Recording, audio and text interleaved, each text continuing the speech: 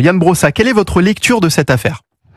D'abord, je crois que l'antisémitisme doit être combattu pied à pied. C'est d'ailleurs un député communiste, Jean-Claude Guessot, qu'on doit cette loi qui fait que les propos antisémites, négationnistes, révisionnistes font l'objet de condamnations. C'est une loi qui date de 1990.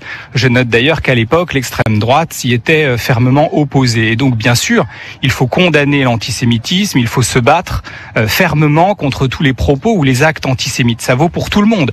Ça vaut en l'occurrence pour cette étudiante. Ça vaut aussi quand il s'agit d'une députée du Rassemblement national, Caroline Parmentier par exemple, qui a tenu des propos racistes, antisémites, homophobes pendant des dizaines d'années dans un journal d'extrême droite présent, et malheureusement de Caroline Parmentier on parle peu, et donc d'une certaine manière j'ai le sentiment d'un deux poids deux mesures, et donc je le dis, l'antisémitisme il faut le combattre partout d'où qu'il vienne, et ça vaut pour tout le monde. Ça vaut pour tout le monde, pour les députés du Rassemblement national que vous citez, pour les députés de la France insoumise également, Yann Brossa, lorsqu'ils sont concernés. J'aimerais vous entendre également sur le fait que... Non, je voudrais quand même dire une chose. Caroline Parmentier, les propos qu'elle a tenus, l'éloge qu'elle a fait de Pétain, l'éloge qu'elle a fait de Léon Degrelle, qui est un nazi belge. Il n'en a jamais été question sur votre antenne. Jamais. Sur Europe 1, jamais. Les propos de Caroline Parmentier qui ont été révélés par Mediapart, jamais vous n'en avez parlé. Donc je veux bien qu'on parle matin, midi et soir de cette étudiante. Enfin, excusez-moi, la responsabilité qu'on a quand on est député, elle est décuplée. Et donc il faut parler de tout le monde, y compris de cette députée d'extrême droite dont vous n'avez jamais parlé sur Europe 1, alors que Mediapart a fait cette enquête il y a des mois. Et vous en parlez, Yann Brossa, et vous faites bien d'en parler. Pour revenir à cette étudiante, nous on en parle parce que cette étudiante a relayé des propos sur les réseaux sociaux, des propos incitant à tuer les otages israéliens, à exécuter les otages israéliens dans la bande de Gaza. Elle a également partagé des propos à la gloire d'Adolf Hitler. Ce n'est pas extrêmement condamnable selon vous ? Mais je l'ai déjà dit. Donc je peux le répéter 15 fois si vous le souhaitez.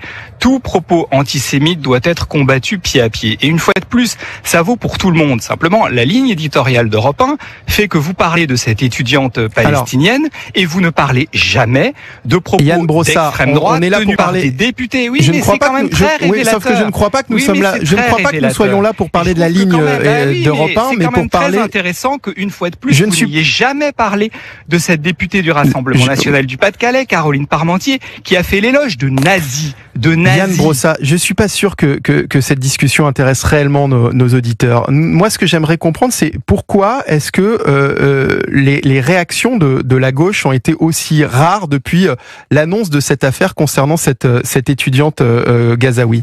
De nazis, quand même. Posez-vous un certain nombre de questions. Qu'est-ce qui fait que vous n'en avez jamais parlé ? Vous souhaitez faire le débat à ma place, Yann Brossa ? En tout cas, j'ai un certain nombre de questions à vous poser, dont celle-ci. Oui, et je pense que beaucoup de gens, c'est à moi de vous poser des questions. Oui, mais je pense que beaucoup de gens peuvent s'étonner du fait qu'une députée d'extrême droite ait pu tenir des propos pareils, ait pu tenir des propos racistes, des propos antisémites, et que vous n'en parliez jamais sur votre antenne. Voilà.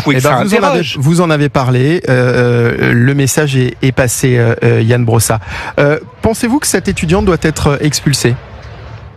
En tout cas, elle ne mérite pas l'asile. Et quand on tient des propos antisémites, cela doit évidemment engendrer une sanction. Mais une fois de plus, ça vaut pour tout le monde. Et donc je vous pose la question, est-ce que Caroline Parmentier doit être exclue de l'Assemblée nationale pour avoir tenu des propos antisémites ? Alors, vous souhaitez faire l'interview à ma place, Yann Brossa ? C'est ce que j'ai l'impression, en fait, depuis le début de cet entretien. Je pense qu'il y a des questions qui se posent. Et je pense qu'effectivement, il y a un deux poids deux mesures chez vous qui pose question.